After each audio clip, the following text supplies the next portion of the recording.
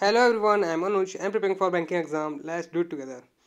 तो आज की वीडियो स्टार्ट करने से पहले मैं टेक्स्ट बुक के एक सेल के बारे में बता देना चाहता हूँ। उम्मीद की कारण एक सेल चल रही है इस पर, जिसमें आपको ईयरली पास प्रो मिल जाएगा आपको 439 रुपीज़ में, अगर आप मेरा कूपन कोड यूज़ करते हो तो। मेरा कूपन कोड है अनुज, सब कुछ कैप्स लेटर में होगा, ANUJ अनुज। आपको 12% ऑफ मिलेगा।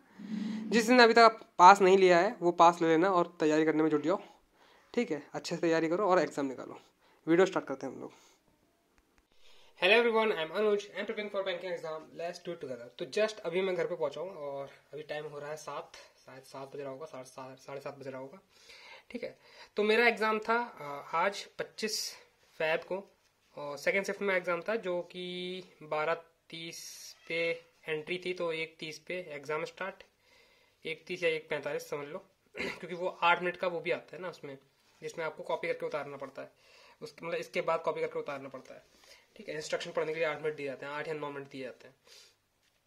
तो मैं जब एग्जाम सेंटर से निकला तो 5 बज चुका था। ठीक है, अब एग्जाम मैंने कुछ नोट डाउन नहीं करा है, मैं डायरेक्ट यहाँ पे रिव्यू देने वाला हूँ अपना, जो मैंने अटेम्प्ट करे हैं वो बताऊंगा यहाँ पे। और सबसे पहले रीजनिंग से स्टार्ट करता हूँ मैं। ठीक है, रीजनिंग में मैंने करे हैं 26 क्वेश्चन। मेरा जो एग्जाम सेंटर था वो कॉस्मो था, कॉस्मो। और वहां पे एक फनी चीज हो रही थी कि वो जूते उतार ले रहे थे। पता नहीं क्यों इस बार फर्स्ट टाइम मैं देखा जो जूते उतार ले रहे थे ये लोग। और वैसे मैं तो चप्पल ही पहन के गया था, लेकिन खैर ठीक है, एक जॉर्डन वाले जूते में ले आया हूँ, नाइकी वाले। ठीक है, ओके। तो यहाँ पे मैंने 26 अटेम्प्ट करे थे रीजनिंग में, है ना। और मेरे हिसाब से ठीक अटेम्प्ट थे, और भी हो सकते थे, है ना। प्लस 3 इसमें और अटेम्प्ट हो सकते थे, मुझे लग रहा था। रीजनिंग में बहुत मतलब रीजनिंग इस बार का इजी आया था कंपेयर टू लास्ट ईयर। और मैथ थोड़ा मॉडरेट लेवल पे रखूंगा मैं इसको, क्योंकि मैथ में मेरे ऑब्वियसली कम हुए हैं। अब किसी के ज्यादा हुए तो वो देख लेना, क्योंकि मैथ में अटका हूँ। ठीक, रीजनिंग में भी एक पजल में अटका हूँ, वो पजल मैं बताऊंगा आपको। ये थी वो पजल, अप्रैल, मई, जून और जुलाई पजल थी, और जिसमें 30, 31, 9, 26 और एस की पोजीशन थी, वो ऐसे करके आ रही थी। एस यहाँ पे आ रहा था और यहाँ पे आ रहा था, मतलब ऑड डेज पे जा रहा था और ऑड नंबर वाले डे पे जा रहा था, है ना। ऑड नंबर वाले मंथ में भी जा रहा था। तो एस की 2 पोजीशन बन रही थी, है ना। हाँ, एस की पोजीशन एक यहाँ पे बन रही थी। ठीक, तो जो वो था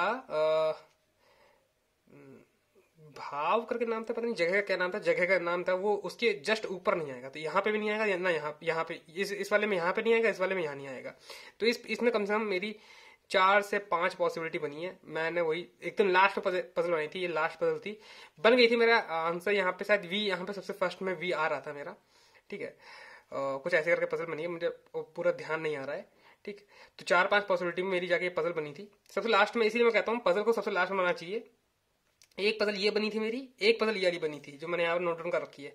अब इसका पैटर्न क्या था वो बता देता हूँ। 10 लोग बैठे थे, ठीक है, 10 के नाम दे रखे थे, और नाम में नोट दे रखा था। पहले यहाँ पे नोट दे रखा था, कम से कम 5-6 लाइन का नोट था। उसके बाद पजल थी। पजल तो बहुत छोटी सी थी, लेकिन नोट काफी इंपॉर्टेंट है। नोट में क्या था, जो इवन नंबर लेटर होंगे, मतलब जिसके काउंट में इवन नंबर लेटर आएगा, वो ऑड नंबर फ्लोर पे बैठेंगे। ठीक, और जिनके नाम में ऑड नंबर्स आएंगे काउंट करने पर, वो इवन नंबर फ्लोर पे बैठेंगे। ठीक, और जिसका जो वॉवल से स्टार्ट होगा, जो ऑलिव था ना, जो वॉवल से स्टार्ट होगा और वॉवल पे एंड होगा, वो या तो क्यूब पे बैठेगा, किसी के क्यूब पे बैठेगा। क्यूब क्या है, एक ही होगा यहाँ पे 8, या तो किसी के स्क्वायर पे बैठेगा 8 और ये 4, है ना। इसके स्क्वायर तो 2 बन रहे थे, 9 भी बन रहा था, लेकिन मेरी चौथे वाले में ही बन गई थी पॉसिबिलिटी में। चौथे वाले में मेरा आंसर आ गया था। ठीक, मतलब ऑलिवर को 4 में बैठा के आंसर लाना था, वो आ गया था। ये इजी था। ठीक, ये पजल बन गई और ये वाली पजल बन गई। 2 पजल बन गई। एक पजल और थी जो मैं आपको बता देता हूँ। 8 लोग थे या फिर 10 लोग थे, लीनर रूम में बैठे थे, सबको अलग अलग नंबर्स पसंद थे, और हर कोई 100 के अंदर ही आ रहा था। सबका टोटल 100 के अंदर आता, या फिर सबके नंबर 100 के अंदर ही थे। ठीक, ये पजल भी डुएबल थी। मैंने पढ़ा था लेकिन मैंने बनाया नहीं। ये पजल भी डुएबल भी बन सकती थी, लेकिन मैं बना नहीं पाया। ठीक है, अब आते हैं, इसमें आया ब्लड रिलेशन। ब्लड रिलेशन मैं पहले नोट भी करके ले आता था, अब तो मैं नोट करके नहीं ला पाया हूँ, इतना ही नोट कर पाया था। देखो यहाँ पे लिखा हुआ है मैंने। और ब्लड रिलेशन आया था, है ना। बहुत इजी ब्लड रिलेशन था, देखते ही बन रहा था। मेरा पहला क्वेश्चन ही ब्लड रिलेशन का था। क्रिटिकल रीजनिंग जितना भी था मैंने सब छोड़ दिया है, स्किप कर दिया है, सब कुछ स्किप करा है। क्रिटिकल रीजनिंग वगैरह वगैरह जितना भी था सब मैंने स्किप करा है। ब्लड रिलेशन करा मैंने। और क्या था यहाँ पे, बॉक्स वाला जो ये होता है, ये भी आया था। बहुत इजी था, मतलब वो ये टाइम टेकिंग था लेकिन ईजी था, ये बन रहा था। इसमें जितने भी मेरे आंसर आते थे वो फर्स्ट ही ऑप्शन थे, जितने भी आ रहे थे ना फर्स्ट ऑप्शन थे। एक में तो शायद इधर और था, पहले वाले में इधर और था, एक में बोथ था, एक में फर्स्ट था। अब देखो सबका अलग अलग हो सकता है, किसी के मतलब किसी के सिस्टम पे ऑप्शन ऊपर नीचे होते हैं, ठीक है, ये चीज अपना ध्यान में रखना है, ठीक है। और क्या बता रहा था मैं रीजनिंग में, अभी मैं नोट डाउन करके नहीं लाया इसलिए रिकॉल करने में काफी मुश्किल हो रही है। हाँ, इनपुट आउटपुट था, ठीक। जिसने इनपुट आउटपुट में मतलब टाइम लगाया, अब देखो बन गया तो अच्छी बात है, क्योंकि मेरे एक दोस्त है, मेरा भाई है, उसका नहीं बना है। तो क्या था उसका इनपुट आउटपुट पे अल्फाबेट से सेकंड वाले में अल्फाबेट्स +1 हो रहे थे, है ना, +1 हो रहे थे, मतलब S से T हो रहा था, ऐसे करके हो रहा था, या फिर माइनस हो रहा था, ठीक। सेकंड स्टेप तो ऐसा आएगा, और फिर उसका फर्स्ट स्टेप तो ऐसा है, सेकंड स्टेप में क्या आ रहा है, वॉवल गायब हो जा रहे हैं, है ना, जो भी आया उसमें वॉवल गायब हो जा रहे हैं। तो सेकंड स्टेप तक तो मैं पहुंच गया था, लेकिन ये सिर्फ मैं देखा था, नोट डाउन नहीं करा था, ये सिर्फ मैं देखा था, देखती मैंने स्किप कर दिया, क्योंकि भाई मुझे लग रहा था इसमें टाइम टेकिंग लगेगा और नीचे चीजें बन नहीं रही थी, इसलिए मैंने स्किप कर दिया था। इनपुट आउटपुट कुछ ऐसा आया था। और फिर एक क्वेश्चन था जो काफी धोखा दिया उसने मुझे, क्योंकि उसमें सिर्फ 2 ही क्वेश्चन थे। एक अल्फा न्यूमेरिक सीरीज थी बहुत बड़ी सी, जिसमें 5 स्टेप उसने करवाने थे हमसे, कि जो सिंबल है वो इधर, मतलब जो एलिमेंट है वो इधर, और मतलब यहाँ पे फॉलोअर प्रोसीड हो रहा है सिंबल से, या तो उसको +1 करना है, अगर अल्फाबेट है तो +1 करना है, और नंबर है तो +1 करना है इन नंबरिंग में, ठीक। ऐसे करके दे रखा था। बहुत सारे ऐसे 5 स्टेप थे, 5 स्टेप करने का आपको सिर्फ 2 क्वेश्चन इसमें दे रखे थे, उसने 2 क्वेश्चन करने के लिए दे रखे थे। टाइम वेस्ट कहूंगा मैं इसमें, मेरा कम से कम 6 से 7 मिनट गया है उतारने, क्योंकि एक भी एलिमेंट ऊपर नीचे होगा तो आप आंसर नहीं कर पाओगे। मुझे लगा इसमें एटलीस्ट 3 से 4 क्वेश्चन होने चाहिए थे, लेकिन ऐसे क्वेश्चन थे नहीं। और भी डेटा सफिशिएंसी के क्वेश्चन थे, वो बहुत इजी क्वेश्चन थे, सारे बन गए थे। एक में तो 5 लोग थे जिनकी नंबरिंग दे रखी थी, ऊपर नीचे आ रखा था। एक में 5 लोग बैठे हैं ऐसा बोल रखा था। एक सिंगल क्वेश्चन आता है जिसमें 6 लोग बैठे हैं, ठीक है। अब आंसर और क्वेश्चन एकदम याद नहीं आ रहा है, जो पैटर्न था मैं वो बता रहा हूँ, लेकिन ओवरऑल रीजनिंग का बोला जाए तो काफी डुएबल था। 25+, मतलब 20+ तो सब लोग कर ही सकते थे, मैं अपना बता रहा हूँ, मैं तो 26 करे हैं, क्योंकि मैं कर लेता हूँ। पजल बन गई थी, पजल का काउंट नहीं करते तो 22 के आसपास ही रहता मेरा स्कोर, ठीक है। तो ये रहा मेरा कुछ रीजनिंग का। मैं काफी सेटिस्फाइड हूँ रीजनिंग से, क्योंकि मैं इतना कर पाया, क्योंकि लास्ट टाइम तो मैं इतना भी नहीं कर पाया था। लास्ट टाइम मेरे शायद 18 से 20 क्वेश्चन, 18 ही क्वेश्चन रैक कर पाया था। मैथ में आते हैं, जिसमें मैथ में मैंने लास्ट टाइम 29 करा। इस बार मैथ में कितना करा यहाँ पे लिख लेते हैं ताकि मैं भूलूं नहीं। रीजनिंग 26, मैथ 18, ठीक।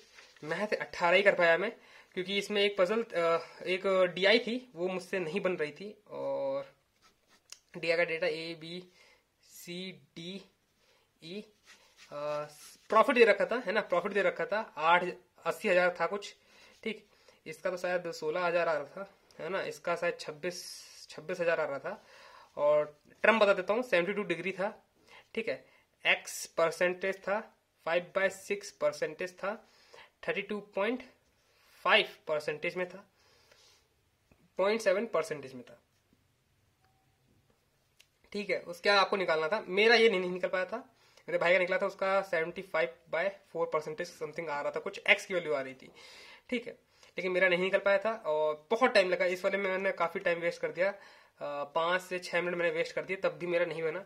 मेरा लास्ट में X की मतलब जो कटा के 47.5 परसेंटेज इधर है, इधर कितना था 152/60 ऐसा करके समथिंग आ रहा था, 152 समथिंग मान लो, ठीक। X ये कट बटा के ये चीज बननी थी, लेकिन नहीं बन पाया था। इसमें मेरा काफी टाइम वेस्ट चला गया। ये पहली DI थी, और अर्थमेटिक के कुछ क्वेश्चंस करे जो करने लायक थे। हाँ, सिंप्लीफिकेशन आया, है ना, सिंप्लीफिकेशन आया, काफी इजी था। सिंप्लीफिकेशन सभी ने करा होगा। और नंबर सीरीज आई, नंबर सीरीज भी इजी थी, बन रही थी, आसानी से बन रही थी। A की वैल्यू कितनी आई थी, 25 आई थी, है ना। सम कितना आया था, 7 आया था। यही आया था, कमेंट बॉक्स में कमेंट करना, ठीक है। और ये सीरीज का क्वेश्चन है। सिंप्लीफिकेशन हो गया, नंबर सीरीज हो गया, ये वाली DI हो गई। और एक और DI थी जो मैंने पूरी कर ली थी, क्योंकि वो पूरा बन ही रहा था, जिसमें क्या था ABCD समझ लो ऐसे करके थे, जिनको फिजियोलॉजी, एक हिस्ट्री और इको पसंद है ना। इसमें क्या दे रखा, नोट दे रखे थे, इसमें मिसिंग वैल्यूज थी। ये काफी इजीली बन रहा था, इसमें तो 1/11 वाली वैल्यू थी, इसमें मैं जो जो मुझे अभी तुरंत तुरंत याद आ रहा है मैं वो लिख देता हूँ। यहाँ पे 80 टोटल था, टोटल इन दोनों का टोटल, ठीक है। 80 था, किसी का 105 था, किसी का कुछ था। यहाँ पे सब वैल्यू दे रखी थी, तो इनसे वैल्यू बन रही थी यहाँ पे 30 वैल्यू बन रही थी। यहाँ पे जो बचेगा वो वैल्यू, ये 192 था, तो 192 में जो बचता 162 बच रहा था, वो वैल्यू बन रही थी, ठीक है। और अब ये सब वैल्यू दे रखी थी, है ना, चार्ट में दे रखी थी। तो मतलब ये 5 मार्क्स का, 5-6 मार्क्स का जितने भी क्वेश्चन थे इसमें, वो मैंने सारे कर दिए थे, ठीक। ये डीआई जो बन गई थी वो मैं बता रहा हूँ। और एक डीआई और थी, उसका तो मुझे कुछ समझ में नहीं आ रहा था भाई, पता नहीं क्या क्या दे रखा था उसमें। नेक्स्ट पेज बताता हूँ मैं आपको क्या दे रखा था। ए और बी का, मतलब ए और बी नहीं, मेल और फीमेल दे रखा था। सपोज पर मेल और फीमेल दे रखा है, ठीक है। और A B C D E, मतलब इतने वो थे, शहर थे। ये टोटल दे रखा है, एम और एफ टोटल दे रखा है। यहाँ पे एम और एफ चार्ट दे रखा था उसमें। यार मुझे तो लग रहा है कि सिर्फ मेल का टोटल नंबर ऑफ मेल जितने थे उनका परसेंटेज में डेटा दे रखा था। एक का 10% था, एक का ए बी सी और डी था, सिर्फ ई था ही नहीं। मैंने स्क्रॉल तो वहां ऑप्शन था ही नहीं। तो ये 10%, ये था 20%, ये था शायद 15%, ये था 25%, ऐसे करके था, है ना। तो मेरी जो एम की वैल्यू आ रही थी, क्योंकि उसमें बोल रखा था ए में जो एम और एफ है दोनों मिला के 26 है, ठीक है। और नीचे दे रखा था डिफरेंस दे रखा था, नीचे डिफरेंस दे रखा था 40। अगर इसको मिलाया जाए तो ये बनेगा 20 और ये बनेगा 16, ठीक। तो 10% की वैल्यू 20 हुई, तो टोटल 200 होना चाहिए मेरे हिसाब से, तो है ना, टोटल 200 होना चाहिए, यहाँ पे 200 होना चाहिए। लेकिन उसमें बोल रखा है मेल जो है वो 100 से कम है। आई डोंट नो कैसे हुआ, कमेंट बॉक्स में अगर कोई बता पाए तो बता देना, क्योंकि इसमें भी काफी मेरा 4 से 5 मिनट वेस्ट दिया, फिर मैंने इसको स्किप कर दिया। फिर डेटा सिम्प्लिसिटी के कुछ क्वेश्चन थे वो मैंने करे हैं, और क्वांटिटी वाले क्वेश्चन थे वो मैंने करे हैं, ठीक। उसके बाद मैंने मैथ नहीं करी, बस इतना ही मैं कर पाया था, उसके आगे नहीं बढ़ पाया। अर्थमेटिक क्वेश्चन डुएबल थे, करने लायक थे उनके आंसर भी आ रहे थे। पहले वाले का आंसर मुझे अभी याद आ रहा है क्या था। वो फर्स्ट क्वेश्चन था मेरा सीआई का, ठीक है। सीआई 20% सीआई, है ना, 3 साल के लिए, 2 साल के लिए, सॉरी 2 साल के लिए, और अमाउंट दे रखा है, ठीक है। तो क्या हो जाएगा 20% मतलब कितना, 44% सीआई बन गया। यहाँ पे अमाउंट दे रखा है, अमाउंट मतलब 144 की वैल्यू दे रखी है। आप 100 की वैल्यू निकाल लोगे, है ना, 100 की वैल्यू निकाल लोगे। यहाँ 100 कितना, 4400 आ रहा था, मेरे हिसाब से 4400 आ रहा था। फिर 4400 मतलब ये पी की वैल्यू आ रही है ना, पी कुछ दे रखा था। फिर 3p इंटू 3 साल के लिए, वो भी 10% पे आपको निकालना था। तो क्या करना था, यहाँ पे आपको 44 को 3 से मल्टीप्लाई करना था, 300, 3 साल के लिए निकालना है। तो सिंपल लॉजिक 1000 इंटू 331, इंटरेस्ट निकालना था ना, इंटरेस्ट निकालना था। तो ये सब भूल जाओ, सिर्फ 44 इंटू 3 और इनकी मल्टीप्लाई करनी थी आपको, तो आपका आंसर आ जाता। कुछ 4 समथिंग कुछ आ रहा था, है ना, 4 पॉइंट समथिंग आ रहा था, 4 से स्टार्ट था। सब ऑप्शन अलग अलग थे, बहुत दूर दूर थे ऑप्शन। तो मेरा आंसर इसका आ रहा था। ये मतलब पहला क्वेश्चन था, तो इसलिए मुझे याद है। और भी कोई पार्टनरशिप के क्वेश्चन थे वो भी मुझे याद अब शायद आ ही जाएंगे, या फिर नहीं आ पाएंगे। अर्थमेटिक के मैंने करे थे, क्वेश्चन करे थे। तो ये कुछ मैथ का पोर्शन था। फिर आता है जो जिनमें मुझे कोई इंटरेस्ट नहीं है, इंग्लिश एक तो, और जीए। देखो इंग्लिश में जितना भी डुएबल है ना, जो मैं कर पाऊंगा, जो मुझसे हो पाएंगे, वो क्वेश्चन सारे लास्ट में थे। मतलब 5-5-10 क्वेश्चन ऐसे लास्ट में थे, जिसमें क्या था, आपको वर्ड स्वाइप करना था, ठीक है। ये क्वेश्चन सबसे लास्ट में थे। एरर डिटेक्शन सबसे पहले था, वो मैंने छोड़ दिया। एक पैराग्राफ वाला क्वेश्चन आया था, वो मैंने करा है, जिसमें 2 पैराग्राफ दे रखे थे। दूसरे वाले पैराग्राफ में सिर्फ फिल द ब्लैंक्स था। पहले वाले पैराग्राफ में स्टोरी लिखी थी। स्टोरी थी एक कंपनी के बारे में थी, एक कंपनी, मेडिकल कंपनी के बारे में थी, जो, और एक ऑर्गेनाइजेशन दे रखी है हमें, सपोज करो कोई बड़ी ऑर्गेनाइजेशन, वर्ल्ड हेल्थ ऑर्गेनाइजेशन बोल रखा है, समझ लो, है एक ही कंपनी है, ठीक। तो ये जो दवा बनाती है उसके बारे में बात करी जा रही थी, इसके कॉन्टेक्स्ट में, कि ये उन्होंने क्या बेंचमार्क सेट कर रखे हैं। तो उसके अकॉर्डिंग इनकी दवा जो है कितनी ज्यादा हाई है वो यहां से हमने पता चल रहा था। और ये कंट्री एक्स है जिसके अंदर, मतलब जिसके अंदर दवाई बनाई जाती हैं, लेकिन ये कंपनी यहाँ पे आना चाहती है। लेकिन इसकी कंपनी के जो ये जो है, मतलब कंपनी का जो क्या कह सकते हो, ड्रग का जो कंसंट्रेशन है वो काफी हाई है इसके लेवल के हिसाब से, है ना, लीनियंट है, या फिर ऐसे कुछ बोल रखा था। तो वही कॉन्टेक्स्ट के बारे में बात करी जाएगी कि हमारे एक्स के अंदर ये कंपनी आनी चाहिए कि नहीं आनी चाहिए, जो डोमेस्टिक कंपनी है उनका क्या होगा, मतलब ऐसा करके बोल रखा था। पैराग्राफ ये थे, ठीक। 2 पैराग्राफ इस वाले में मैंने आंसर करा था। एक आरसी शुरुआत में दे रखी थी, उसका आंसर मैंने नहीं करा।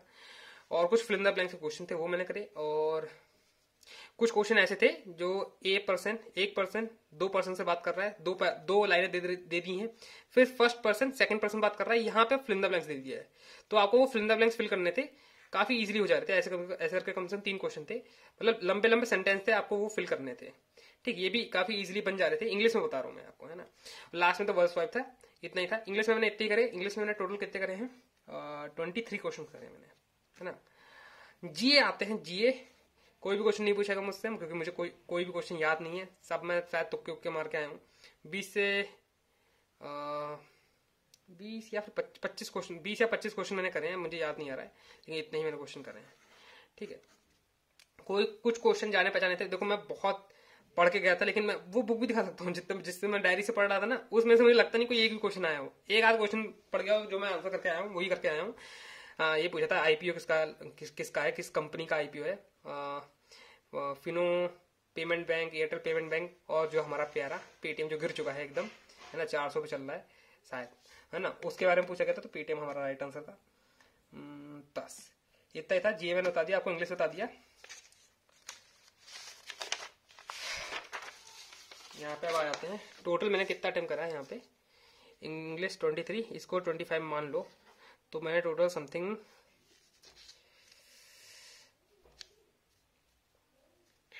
8 8 16, 8 और 8 16 और 6